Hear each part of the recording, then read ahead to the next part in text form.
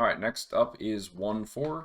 If you're playing through the normal any percent route, this will be the 4th level played. And if you've played through 1-3, like how I described in the last tutorial, you'll have both players tagged in when you load into this level.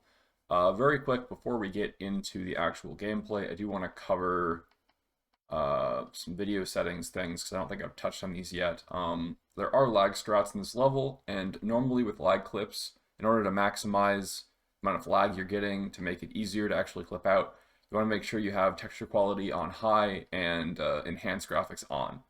These two settings matter for that, so having both of these to these values is good.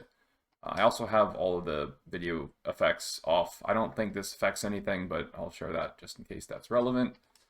So like I said, you start with both players loaded in like this, and Sala starts this shovel out. On my way over, I like to put the shovel away just because sometimes when players are sitting idle for a bit or they have a moment of idle, they'll put away their tool like that, and that can interrupt some things that you're doing. So I like to put the shovel away on my way over, and in order to prevent accidentally hitting Indy like that, I also jump with Indy on my way over. All right. So first things first, we want to cross this gap, and there's two main ways to do that. There is the jump with Sala like this,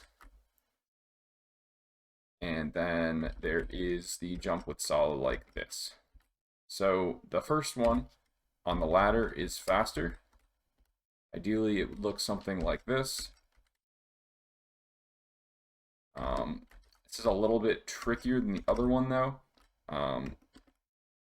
It isn't a super tight jump window, it's more the angle that's odd, and doing this with player 2 usually means that you're on keyboard, which is a little harder for a correct angle, but this is not all that precise as far as the spacing goes.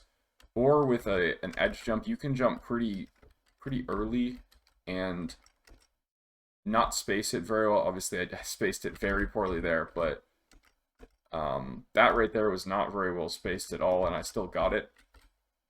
So it's not that tricky, but the hard thing is actually hitting it correctly. Like you see there, I was too far left. It didn't really look like I was. Like it looks like I'm still hitting the ladder, but you need to like hit the ladder with your head kind of in the middle for it to actually count. The ladder's hitbox is a little odd. Definitely a different shape than you'd expect visually. So practicing this is good, since it's easy to accidentally miss it like that. You also want to space it pretty well like this, so that you're basically hitting the ladder and then immediately jumping up. The better you space it, the closer to the top you hit the ladder, and you want to hit it as close to the top as possible so you're not stuck on the ladder. If you do one with really bad spacing like this, you'll see that you are on the ladder for longer than if you hit it immediately, and that is quite a bit slower. And the other way of doing this involves going on the middle platform. So there's a little bit of a weird collision you have to avoid like that, which will still be active until the bridge starts coming forward. So you do need to avoid that collision. If you wait a second, it'll completely be gone. You don't have to worry about that. This is a slightly slower version than the ladder. We're talking like half a second here. So if you want to do that and avoid having to do this jump with player 2 on the ladder, you can do that as well. It is a little bit easier, a little bit slower, but not that much of a big deal. So going back to the beginning of the level, while we're doing that, we have Indy grab the whip pad there, and then Sala jumps up here. And his first thing to do up here is to push this all the way against the wall, and as soon as he goes free from that, you want to run back over here and be right around here, closer to the ladder, to grab the torch. You want to be as close to Indy as possible when you grab the torch. You don't want to grab it like all the way over here, because you are waiting a bit for it to spawn. You can use that time to cut the distance from here to Indy down. Now once you grab the torch, you start a 30-second timer where from that moment you have to exit the room within 30 seconds. Now the rest of this room only takes about 20 seconds if you do everything correctly, so that's not difficult, but it's important to note that if you are making a lot of mistakes in this room, you're going to run out of time, and that's really, really bad. because that if you do not make it to the door with the torch on its first cycle, you are going to lose an absurd amount of time, because then you have to come and get another torch, you have to do a backup strat in this room. It's going to lose a lot of time. So playing this room within 10 seconds of optimal from when you grab this torch is important. It's not hard to do that, but making mistakes is really bad in this room, so just keep that in mind. So after you grab this torch, Sala has the ability to step down here, which allows Indy to get across, and then Sala can get up the ladder. I'll take a second to talk about this ladder, because getting back up is difficult. It's not the easiest thing in the world because of the hitbox. It can be easy to accidentally miss it entirely, like this. So you do want to be pretty centered on it when you grab it, so that you can actually get up the ladder quickly. And you'll see a second, this is what happens if you wait too long with the torch. It falls off, and then you die. You do need a torch to be able to stand down here. So if you lose the torch, you can no longer stand down here. And this includes the out of bounds area, which we'll talk about here in a minute. So having the torch is really important. After grabbing the torch and getting up here, you want to step on these two buttons with Indy and Sala until the door goes about where the top of drop out is here. So I can move now. The door is really important because you can't do the trick right here if you don't open the door. And the trick right here is the main thing we use to skip this room. Let me really quick cover that again, since I went a little fast there. So we go through the beginning of the room, like I said, be a little closer to the door there than I was. As soon as we see that, we come over here, and we want to have Indy closer to the camera and Sala against the wall. And I just run upright with Sala into that corner as Indy pushes this. And as soon as the animation stops of me pushing, I can drop out Indy. And now I want to switch to Sala. And while I'm Sala, I want to aim up left, a little more up than left. Alt-tab out and back in. And now I go out of bounds. And as soon as I come back in, I wait just a really small amount of time, and then I immediately cut from up left to down right to go back in bounds. You want to do that very quickly so that you're as close to the surface as possible when you pop back in bounds. It's a lot easier to do this when you're close to the surface. I'll cover what to do if you're not close to the surface here in a minute, but assuming you're close to the surface, you can use your character icon as a heads up of where you are, and you want to be walking within the wall. So there's a little bit of leeway here as far as the distance goes, but you do have to be pretty close to popping in bounds here. And this corner is about halfway between this Sphinx that's in the foreground. So that's what happens if you run a torch. So right around this corner, about halfway through the Sphinx, or whatever this is, the statue in the foreground, you can go a little bit away before you fall off. You want to avoid falling off, because that just makes it a lot harder to recover, but using the visual cue of the character icon around this distance is good. And then right when you get here, you'll start to see this wooden piece thing in the hand of the statue. I use this as a visual cue. When you're just past this, you can jump up, and then you're within the collision of the area right in front of the trigger. So just past this, jump up, and you're up here. If you get around here and you find you're hitting your head, usually I find, so there's two problems. Problem one could be you're too close to popping in bounds, like you're too far in this direction. Then you can hit your head a lot. Either that, or you're too far to the left. But mostly the problem is you're too close to this wall, the wall that's closer to the camera.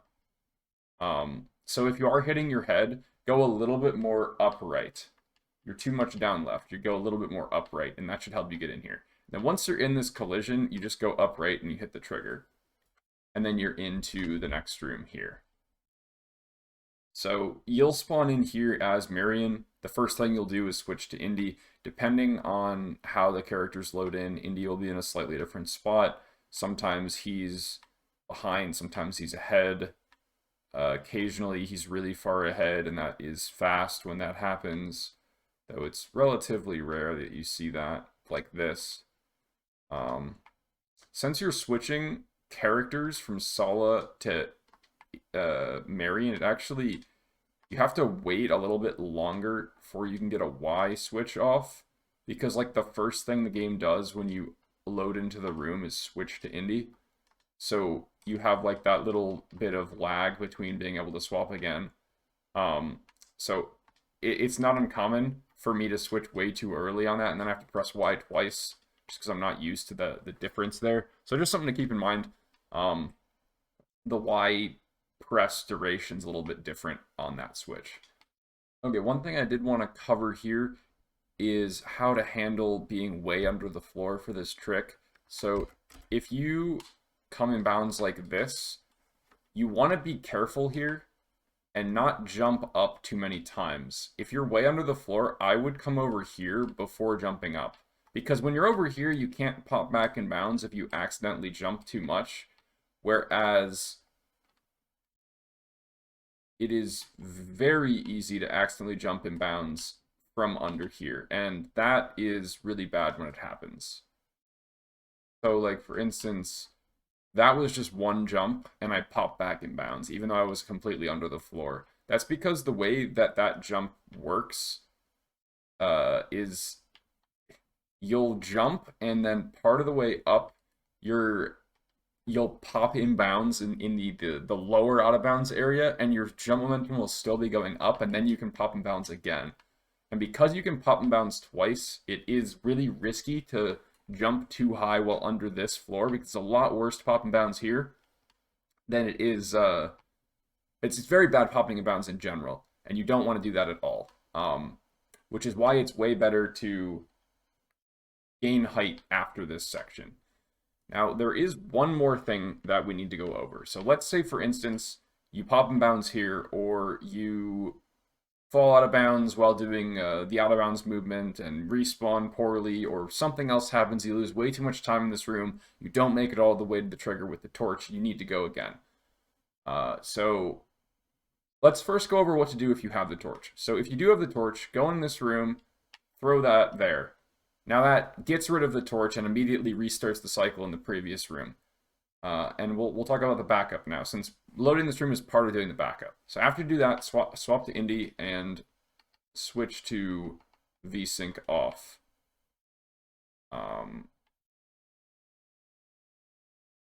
Now, you can do a transition skip here by pushing Sala into the transition. Now with a new torch, you can throw it at Sala, target him there, have it bounce off him, and then grab it like that. I kind of did that really poorly, but the idea works. Now you can turn VSync back on, go onto the floor like that, continue on your way like before. Want to be careful with not accidentally reloading the trigger, and you also want to be careful to not bounce the torch back across the transition, which is what I almost did there. We'll show that off again. Better showcase of it this time. So if you stand further back with Sala, the chances of that happening are not as bad. You do want to hit him though, because if you don't hit Sala, the torch will just sail off the back out of bounds. You won't get it at all. Like I said, the original torch that you have gives you about 10 seconds of leeway before it goes away, given the amount of things you have to get done in that room during the life cycle of the torch. So if you are missing that, that means you're losing at the very minimum 10 seconds, on top of the much slower out of bounds you would need to do with the transition skip instead of the lag clip. So even its best case, it's still like a 25-second time loss. It's a pretty major thing. It's not something I would continue in my runs, but early on, when you're just trying to get early runs on the board, trying to complete runs, definitely a good backup to be aware of, that if something happens in that room, your run is not instantly dead.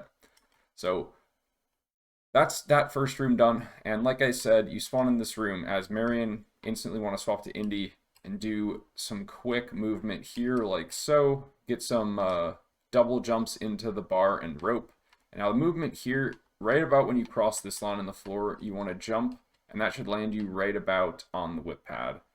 Like with the earlier whip pads we've seen in the run, you can use them as soon as you go on them, so you don't have to get to like the middle of them before you press the whip button. It's just a small optimization, but it's something you really should be aware of. So like I said, jump about here, whip pad, and there you go. And as I'm on my way over, I like to move my hands from both hands on the controller to, while I'm doing this, one hand on controller, one hand on Alt Tab. Because we do have another lag clip coming up. So there's two ways to do this lag clip. There's the right side method that I use, and then there's the left side method, which is over here. We're clipping via this skeleton guy here, and you see that I'm kind of in a position where I'm getting pushed around. And I have that regardless of which side I'm on. I find the right side to be a little bit more consistent. It also makes the out of bounds movement a little bit easier, since you're right next to the out of bounds behind this door, and that's what you're aiming for. You're aiming for the out of bounds collision underneath the hallway behind this door, and you're a little bit closer with it from here. Though, mess around with it, and if one of these works better for you, feel free to do that. But basically, you're walking into the wall, alt-tabbing until you get the clip, and then you're going under the floor like that. And then about halfway through, you'll see like there, I ran into a wall, and I kind of went into the wall hugging animation and started falling. And as soon as I saw that, I pressed jump. And now I'm under the floor of this room. So if you look at the input display, you'll see the angles I used for that. It's mostly just to the right, not that complicated there. You do have a lot of space. You'll see how big like this hallway is. Like it's not very difficult to stay in the collision of the hallway. You just need to keep an eye out for that.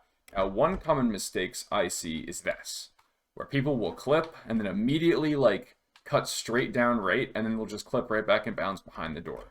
And you don't want to do that, because obviously then you're no longer in bounds. So you do have to wait a little bit before cutting back to the right to remain under the floor. And then once you do that, you do have that brief period of space where you're free falling after you hug the wall. So you want to make sure you have the jump right before that so you don't fall.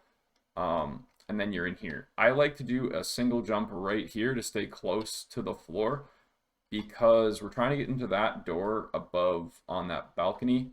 And I like to be close to the ground here just to keep my jump spacing consistent, my movement consistent. So I come in through this room. I'm kind of cutting across the middle right around here. And then as soon as I see my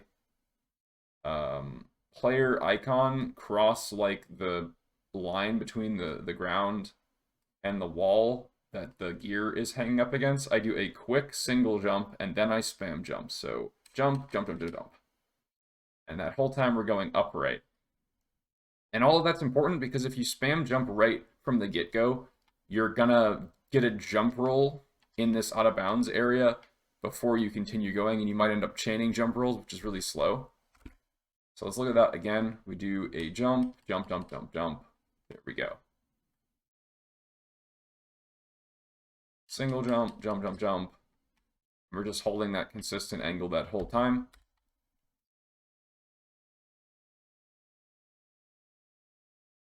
And if you come in bounds really early, you can get like a jump roll off if you hit the ground, but that seems pretty inconsequential. It's not really something I see too often, but you want to do it like that so that you're hitting that trigger very quickly. You don't want to end up in a situation where you're going like this and like twirling around in a circle, jumping up, and then going into the trigger. That's quite a bit slower.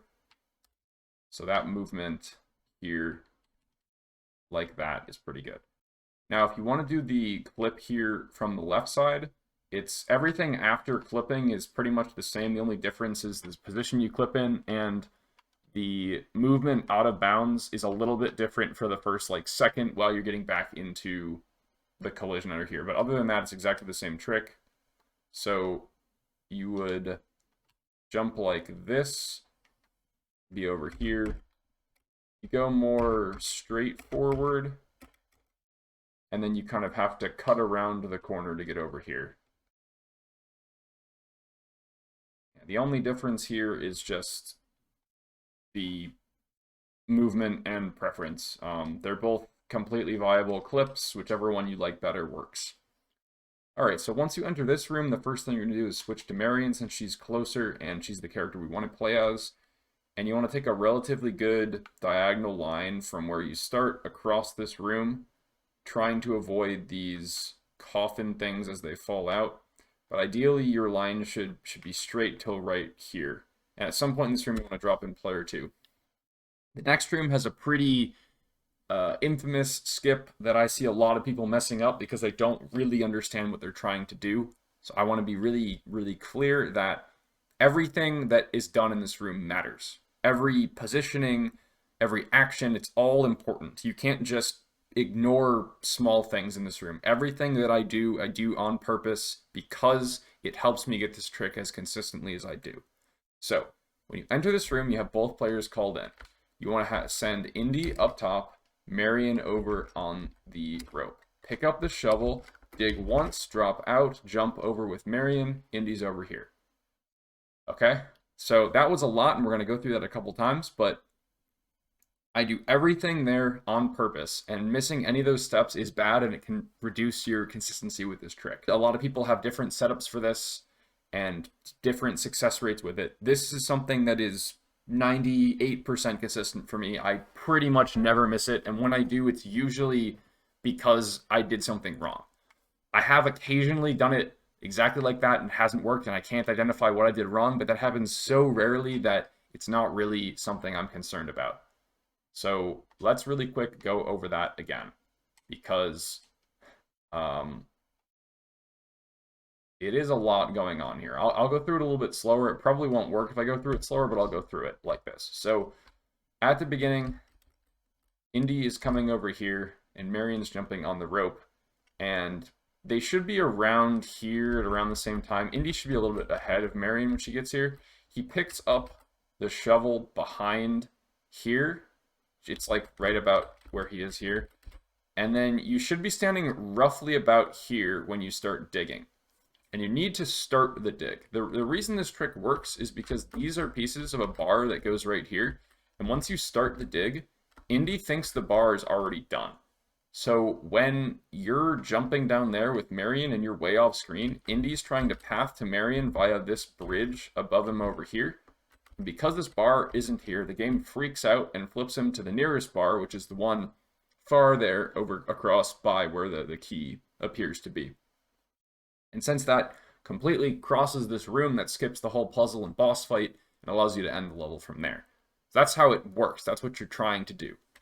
So that's why we need to start digging this. Without digging this, the game doesn't think that the bar is there. Indy doesn't try to path via the bridge, and then the trick doesn't work.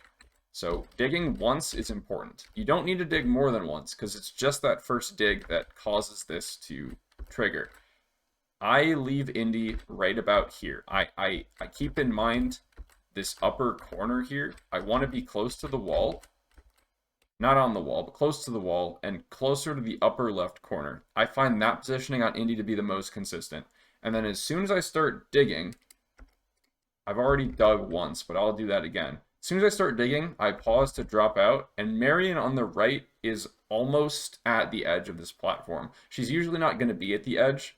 As soon as I drop out, I'm going to continue upright with Marion, jump, and I also want to have the camera upright. The camera is not super important. People get this without the camera just fine. I like the camera. I think it makes it better for me personally. You don't need to do the camera. I just think it's better with the camera. So after dropping out Indy, we're heading upright straight along the lower platform towards the big wooden pillar thing that has the keyhole in it. You can see the left one on screen here, but there's a right one as well that's a little bit to the right of where the screen cuts off. I'm heading straight in that direction. So once I drop out, I'm down here And of course, this isn't going to work because I've been in this room for so long, but basically the idea is we're heading over here towards this thing. That's the idea. And that should send Indy over, assuming you've been in the room, like you're doing the room correctly. We have Indy cross, Marion cross, Indy goes, gets the shovel, starts digging, drops out, Marion goes over here, Indy warps. And that should work like that every time. If it's not working like that, really go through your whole process, try and see if there's anything that you're doing incorrectly. And it's really important that VSync is on for this. If you did the backup in room 1 and forgot to turn VSync off, first of all, I'd assume you probably were having a lot of issues with the lag clip in the previous room, but also if it's still off for some reason here, this does not work very well with VSync off. Once you're here, the level's almost over. There's only a couple things left. We're jumping onto the rope, up that wall of 3 bars, and then over to that platform on the right. So normally it would look something like this. And then pushing this ends the level. There is a small time save here I want to cover. It is frame perfect or very close to frame perfect, but if you land a jump on the frame that you touch the rope and you're close enough to the wall, the far wall, the wall with the big hole in it that has the 3 bars on it, then you maintain enough momentum and distance to be able to space a very well-spaced jump and grab that second bar. It's not the easiest thing. I try and do it. Fortunately, it's not that big of a deal because you can always just land here. It only saves like about a second to land up here versus landing down here. But there isn't really a penalty in going for it. It's just that if you're not quite on with your jump, you're gonna miss it, which is totally fine. Not a big deal landing down here because you can just jump right up. Very small time save, pretty precise time save, but it is a time save. Once you are up here, all you have to do, like I said, is push this and that ends the level. And that's it for 1-4. It's a pretty consistent level, not really one that I have too much issues with, and as long as you're not having a lot of problems with consistency on the lag clip, the second lag clip, that's really the only thing in this level that I ever lose a ton of time on.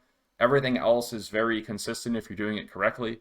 That's the only part of the level that has some difficulties with it sometimes, but this is definitely one of the most consistent levels in the game outside that lag clip. It's one that it's really important to have solid and down because of how consistent and relatively straightforward the level is. Having as many levels in the game be like super consistent down, you don't have to worry about it kind of levels is great. That's going to help you get more runs into the late game every run. And this is, since this level's in the early game, it's super important to have consistency like that here. I've said the word consistent like 15 times in the last 5 minutes, but this is one of those levels that's really important to have down.